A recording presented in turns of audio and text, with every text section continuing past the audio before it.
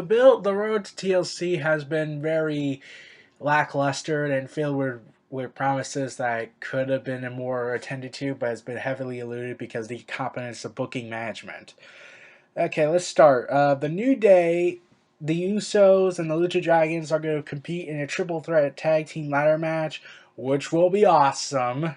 But the New Day is pretty much the only thing that was entertaining about this entire feud. Like, it's the New Day. Like, they went from being the stereotype group to being the most entertaining group in WWE. And well, that's pretty much it for that. Like, they didn't really focus much on the build between them. Like, the Usos were being Reigns' sidekicks, and the New Day were being the Authority's lackeys for a temporary time. So, really, they didn't really build much on it. Then there's Kevin Owens versus Dean Ambrose, which, once again, it wasn't really built much, and this should have been a high priority since this is Kevin Owens and Dean Ambrose. Kevin Owens beating John Cena, you would expect beating John Cena cleanly should be a high priority, but no, they have to judge him because of his weight. And Dean Ambrose, well, he was too busy focusing on being Reigns' sidekick, as always. So basically, there's no feud there. Except for what happened on Monday Night Raw, which just had Ambrose come out, throw popcorn and soda at Kevin Owens' face. So, yeah, what was the point of us caring about that feud again? Like, there was no big brawl, no promo time. There was just nothing. And like this feud is just put on the back burner. Like I'll give it a pass since Kevin Owens was sick that one week, and he was originally supposed to be teaming up with the New Day and League of Nations in in a handicap match, but I'll give that one a pass. Then there's the ECW Originals versus the Wyatt family, and that's pretty much been the only feud I actually focused on. But even then, like, the Wyatt family are supposed to be this dominant group. Like, they call themselves the new face of fear, the new face of desolation, the new face of destruction, the new face of vengeance. And they're being beaten up by a bunch of 40-year-olds at their average age at 40, and we're supposed to take that seriously? No. Like, okay, they had weapons. This is ECW, guys. And I'm pretty certain this is going to be the second biggest match. I'll get to that match when I get to. Well, I'll talk about the other match when I get to it.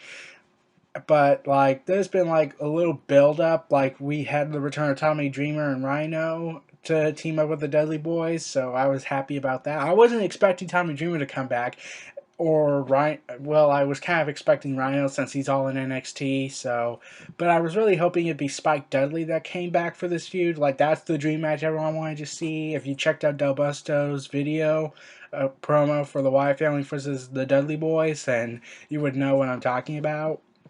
So there's that.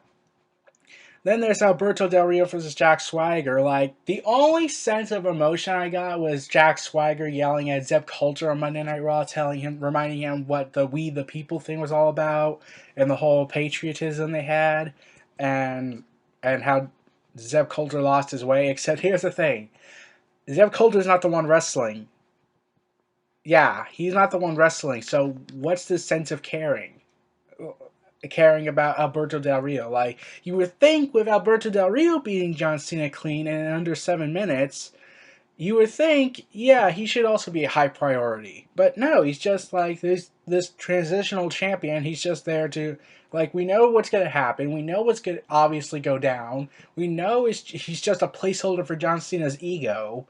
So basically, at the end of the day, what's the point in caring about this feud? And Del Rio pretty much fired Zeb Coulter from management and whatnot. And I just said, no, you'll be a background character at this point. Oh, wait, that's right. We haven't even cared about this Mexican America angle, and you just threw it away for a League of Nations angle. Like, once again, like, Reigns and Sheamus are being the main focus and the high priority that they kind of overshadowed all the rest of the booking for the show, except for the ECW versus the Wyatt family feud. Then there's Charlotte and Paige. Like, okay, Charlotte and Paige had two great matches together at Survivor Series and the next night on Monday Night Raw after Survivor Series. And then they started doing this slow burn heel turn for Charlotte, and then went full blown heel at Monday night. And then there's like, okay, so who am I supposed to root for again? Like, am I supposed to root for Charlotte? Like, I can't really get behind her because her character is, well, she's Ric Flair's daughter. She's not being portrayed as her NXT self, where she said she was the superior athlete by simply genetics. And there's Paige, who pretty much cut a Paige bomb months ago, if anyone remembers that, since WWE likes to make us forget stuff because they think we're this stupid. Paige cutting a promo that addressed everything that's wrong with the Divas division and ultimately what's wrong with the upper management treating the NXT talent like trash. So there's that. And yeah, that's kind of it for the first five matches. They're pretty much been lackluster build. The Charlotte and Paige thing was, well, now thrown out the window since there's no sense of caring about who should win.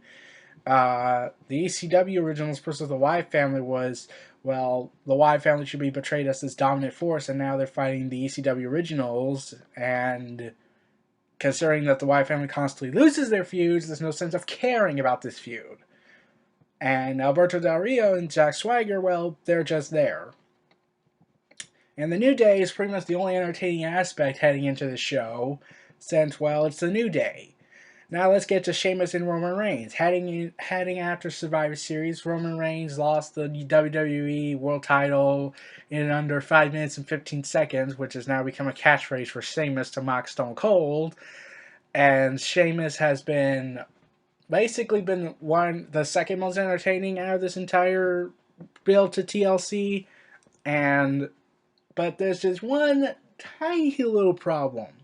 It's the inconsistency with Roman Reigns. It was reported the night after Survivor Series that they want to make Roman Reigns an underdog, and that's where the problem lies.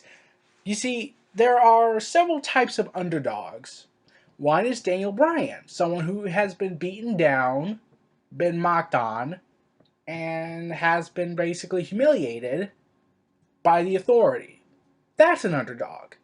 Cesaro is an underdog, since he is portrayed by management as basically, oh, he's boring, he doesn't have it, even though he clearly isn't boring to the fans and has it to the fans, he connects with the fans, but Vince decrees he's boring, therefore we can't push him. No, we can't push him. So, Bryan is an underdog, Cesaro is an underdog, you can make the argument Kevin Owens is an underdog, since management says, he's big boned, that means we have to hate on him.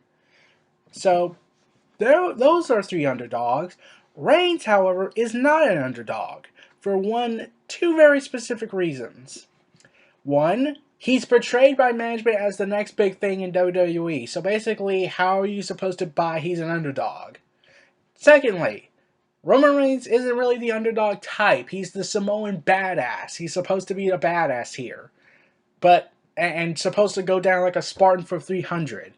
And yet, they haven't done that. Like, 1 minute he's portrayed as the underdog, being beaten down, and then all of a sudden he goes into badass mode, and, like, I'm trying to, like, keep track of what? My mind just collapsed. What am I supposed to, like, should I be rooting for Reigns? Should I feel sorry for Reigns? I feel sorry for Reigns because he's being misguided by inconsistent booking and being forced to do promos that make no sense because Vince McMahon is an idiot. And then there's the match on SmackDown that happened, the handicap match. Okay, I'm the biggest Roman Reigns fan you can find. I will defend him I've been with him through thick and thin. I've been with him since he started getting hated on. I've been with him since The Shield. But even I called what happened in the handicap match total BS. Like, WWE wants to make Reigns an underdog, yet they're kind of being inconsistent about it. Like, 1 minute he's an underdog, then the next thing you know, he's a badass. And not the good type of badass. He's more like the cartoony John Cena badass, which isn't really but badass. It's more like, boring. Like, ugh.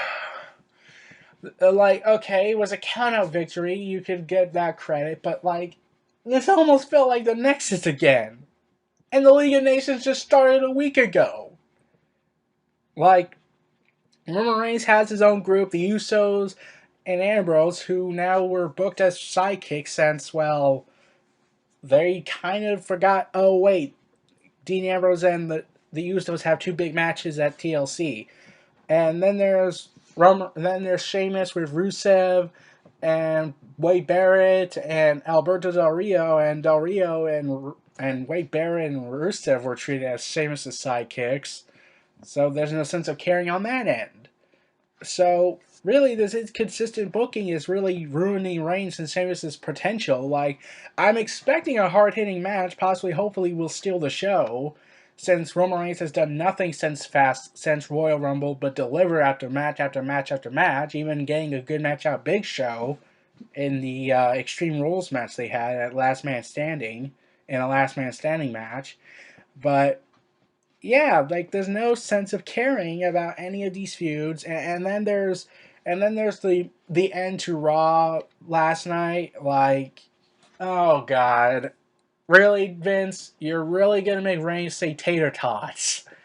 Like, could you have said a classical Vince line saying, "I thought Irishmen had the size of grapefruits and whatnot," and basically, and also like you let Reigns say the word bitch, and you let him say that constantly, and then say dumbass.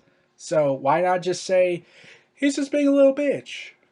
Like he did to Bray Wyatt during their Raw match they had.